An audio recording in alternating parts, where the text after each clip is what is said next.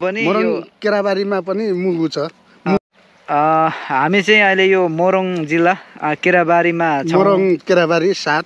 मोरङ केराबारी 7।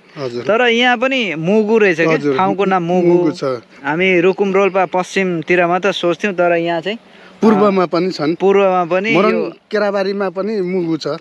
मुगु गाउँवासी, मुगु गाउँवासी हुनुहुँदो रहेछ दाजु चाहिँ केराबारीको है। उहाँको स्थायी जन्मस्थान चाहिँ राजारानी धनकुटा हैन, धनकुटा राजारानी। यो ठाउँलाई चाहिँ मुगु भन्दो रहेछ है। हजुर, मुगु केराबारी 7। यहाँ तल जानुभयो भने तल चोकदेखि उकालो आउनुभयो नि, हजुर, त्यहाँ चाहिँ त्यो मुगु चोक भनेर त्यहाँ लेख्छ नि। हजुर, दाल चोक भन्छ। दालहरू क्षेत्रीहरू भएको हुनाले दाल चोक भयो, तर ती मुगु चोक लेख्छन् त्यहाँ के। त्यो दाल चोकदेखि उत्तर लागेपछि हामी मुगु प्रवेश गर्यौँ। उत्तरदेखि हजुर, जस्ट तपाईँहरू पूर्व मोडिनु भयो। जस्तो यहाँ अब पहाड नजिकै होइन, अनि जङ्गल पनि नजिकै, हजुर, अनि बसोबास गर्न पनि एकदम शीतल हरियो भएर होला कि। हजुर, अनि ठाउँको नाम चाहिँ एकदम सुन्दर मुगु भनेर राख्नु भएको छ होइन। हजुर, अरू के छ, के यहाँ उत्पादन हुन्छ? हाम्रो यहाँनिर अब यो धान निकालियो, हजुर, गहुँ, तोरी, मकै 3 बाली पाक्छ।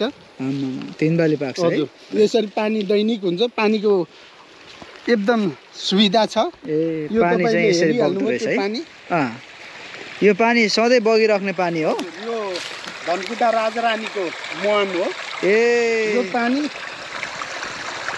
3 दिनमा यहाँको जिमी भूमिहरूले चाहिँ सिँचाइको पहिनी हो। यो धनकुटा राजारानी शिर हो। हजुर, यसलाई भन्छ खदम खोला। केराबारीदेखि यता, मुगुदेखि पूर्व, केराबारीदेखि पश्चिमलाई खोलालाई खदम खोला भन्छौँ। ल एकदम साह्रै राम्रो ठाउँ रहेछ है। हजुर, यो पर यता यो हटियातिर अहिले छिर्नुभयो भने हजुर खदम पुल भनेर त्यहाँ लेखिएको हुन्छ बोर्ड।